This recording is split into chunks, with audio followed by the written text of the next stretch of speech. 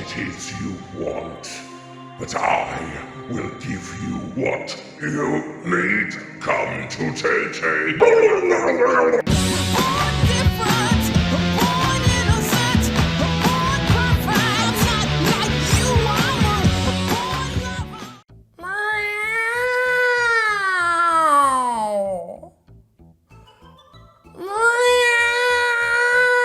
I'm a cat today because we're talking about the film Cats and other films as well. I mean, it started about films, but then went into the usual rubbish about me complaining about things in the game industry.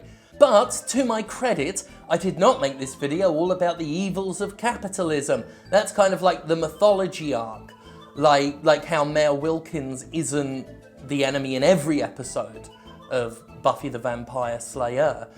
But throughout that season, you see him do the different things with the things, like so he can be immortal and invulnerable. And then he wants to turn into a demon, which is not those things. I'd have left it at stage 9 and not gone to 10. In terms of being fueled by short-sighted greed, there's not a lot of difference between the movie industry and the game industry. But it does seem that the films themselves are starting to share some troubling DNA with so-called AAA video games. At the very least, the film business is increasingly embracing, either deliberately or incidentally, a number of tactics that have become commonplace in video games for years, if not decades. Most recently, the Cats movie released to an unsuspecting public and was immediately made the subject of fun due to the mixture of confusion and horniness that it appeared to instill in its viewers. The adaptation of Andrew Lloyd Webber's famous musical, which I saw on telly once and didn't quite get, has been noted as bizarre, nightmarish, and disturbingly erotic. In fact, most reviews seem eager to point out how weirdly sexual the film is, and as we all know, there's nothing sexy about Taylor Swift and Idris Elba as anthropomorphic singing cats, okay?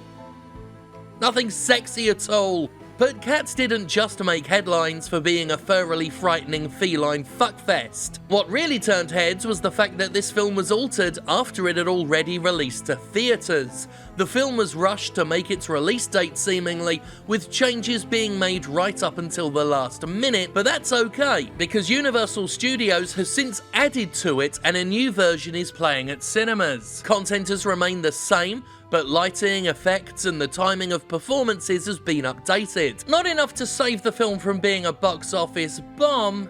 Sorry about that, Tom Hooper. The jokes have already been made among game fans. Cats was patched after release, cue the laughter. But really, all goofs aside, this is pretty much exactly what Universal did when it added literal performance improvements to the film after it had already come out, replacing copies still playing at theatres with the new version, as close to a day one patch as a film has gotten. While mechanically the two processes are wildly different, the overall effect of updating Cats is literally the same as patching a game, and the fact this happened as a result of rushed production and seemingly endless redos echoes what now happens routinely in the game industry, where day one patches are commonplace and often used to quickly bolt on fixes and features that didn't quite make the deadline. Over the past decade or so, I've witnessed day one patches going from a developer's occasional saving throw to a near mandatory part of the development process, with some patches finishing off a title that just wasn't ready in time. In fact, thanks to the concept of live services and their subsequent roadmaps, some games are launched now without a full set of features and content, relying on direct internet connections to add shit in at a far later date, if they get around to adding it at all. What Cats has demonstrated is that movies can follow a similar process. While it's harder for them to get away with it, since you can't automatically patch movies on day one, yet, and the major importance of opening weekends means they still need to be as top-notch as possible, Cats has helped open the door to the idea that movies can indeed be rushed out to market and fixed later, just like certain video game companies operate. Altering a film is, of course, not new. Extended and director's cuts have offered alternate film experiences since long before video game patches were even possible. Most famously, George Lucas has endlessly fiddled with the original Star Wars films, like a painter who keeps adding to a portrait until it's a total fucking mess. From the shameless addition of distracting CGI guff to the alteration of a scene's entire context, the Star Wars special editions from 1997 threw in a ton of stuff to the point where it resembles a video game mega patch, the kind of massive overhaul that we've seen in such games as No Man's Sky, which made a dramatic alteration in terms of its content over a year after launch. Again, the methods and subsequent ease of deployment are different, but the overall effect is the same. And like Lucas, Disney seems pretty interested in fucking about with its content after release as well. In any case, the world moves quicker now than it did in '97. Content is an endless stream, and it's rare for any movie, video game, or TV show to have the lasting traction Star Wars did. I mean, who's talking about Game of Thrones now? Anybody? Hardly a fraction of those who cared when it aired and now don't give a shit because Chernobyl came out right after and Watchmen after that, and who could forget the Purge TV show? Look, brutal truth is, ain't nobody releasing a Cat special edition 20 years from now. Sorry, Tom. With entertainment moving at a rapid pace, fuck the special editions. Changes need to be made immediately and brutally these days, preferably before release, as we saw with Sonic the Hedgehog's transformation from nightmare fuel to vaguely bad dream fuel, but post-release will do in a pinch, and may even get it a little more attention. Not the attention that's a guarantee of success.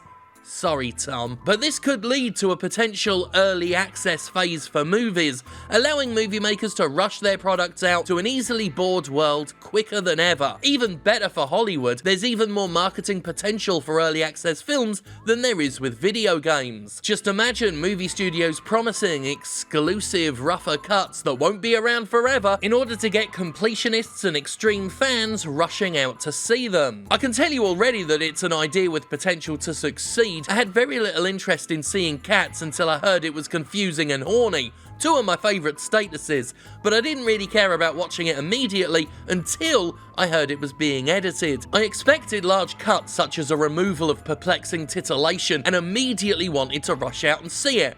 Since the changes are small, my desire has receded, but if you were to tell me on Monday that they were taking out the horniness on Wednesday, I'd be in a theatre Tuesday morning. Because I'm pathetic.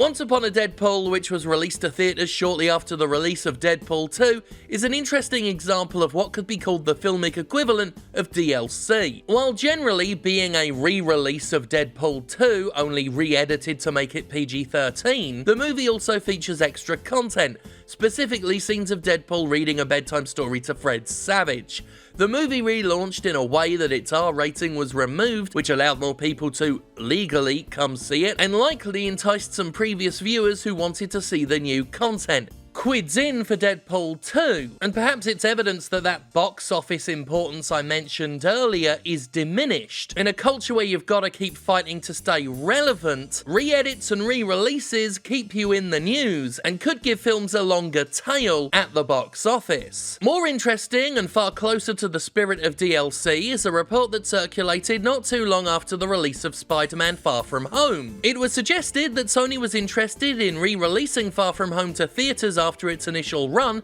a tactic that allowed the Avengers Endgame to smash Avatar's record as the highest grossing film of all time. How a film with such a little cultural impact as Avatar made that much fucking money in the first place is one of our species' great mysteries. When Spider-Man Far From Home followed Endgame's lead and dipped into the re-release bucket with that added content, it turned the idea into a potential trend. Now this is something we could see normalised going forward. Just like with video games, spending money on a movie day one might not be the wisest use of your cash. The movie business is killing it lately, thanks in no small part to the mainstream appeal of previously geeky franchises turned Disney monoliths Star Wars and Marvel. One thing about geeky products is their ability to create massive amounts of personal investment and loyalty in people. Just look at how many people lay down their lives for a fucking console. Fandom is a powerful phenomenon, one capable of generating obscene amounts of money as seen in the sheer volume of merchandise that these franchises can sell to people. I mean, if you can sell fans a bag of Star Wars apples, you can basically sell them anything. It's a little wonder we're seeing a lot of discussion about game-like changes made to movies predominantly focused on fan culture. Re-edits of Deadpool 2, additional content added to Avengers, hell, the mountain of changes made to Star Wars over the years probably serves as the forerunner to all this exploitation of geeky fandom and its never-ending thirst for more content, more detail, more knowledge. A thirst that legions of fans will pay top dollar to satiate. What is that one stormtrooper's name who was that fun one in The Force Awakens? Why, that's FN2199. He has an entire biography because it's Star Wars. Of course he has. Every background character and incidental detail in Star Wars has a Wikipedia page. Now, buy all their fucking toys. One thing video games have learned is that they can make more money from their audience without growing it. That's something we've critiqued and dissected multiple times on this show before.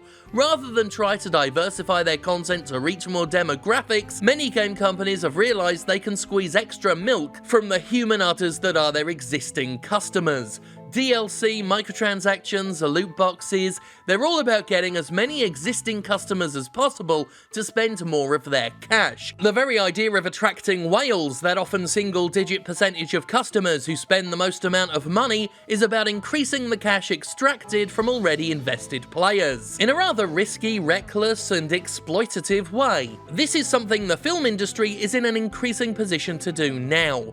Re-releases with new content, re-edits, performance patches, these all have the potential to keep existing audiences coming back for more, which is something more studios are going to want to do if, like we've seen in the video game industry, their explosive growth starts to wane and they try to keep their profits up to please those with their fingers on the purse strings. Eventually, everyone who wants to see the latest Marvel movie is going to see it, and yet more will end up fatigued by the sheer amount of them in time. But by getting the deeply entrenched fans to come back, to spend more on something they've already paid for, Hollywood can keep raking in the cash, until it one day hits the ceiling on that too.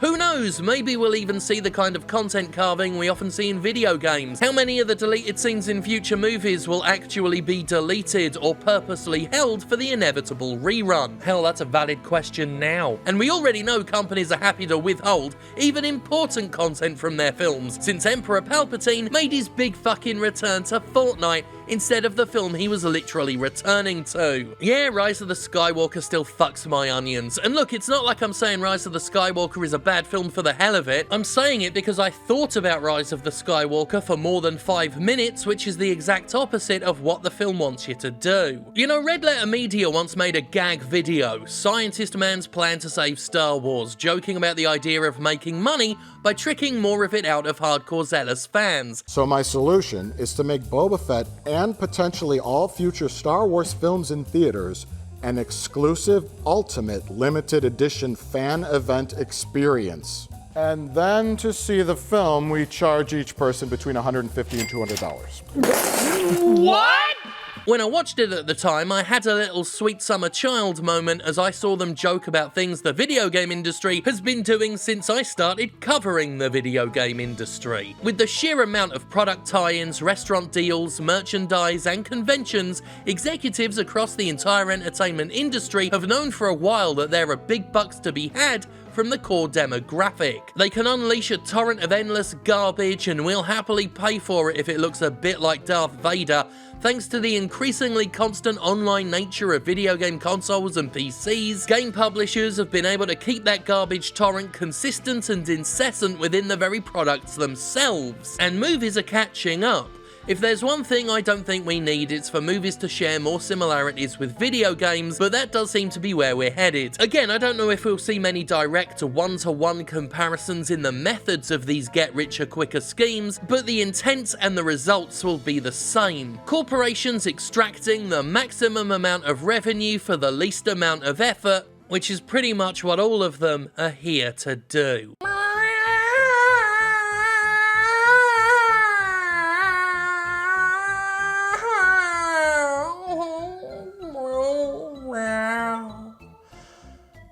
Didn't see Cats. I was going to do it this weekend, but I didn't do it. I didn't go and see Cats. But I will at some point, because it's confusing and horny, and as I said, that had my attention. That's it. I can't think of anything more to say today. We'll leave it at that. Thank God for me.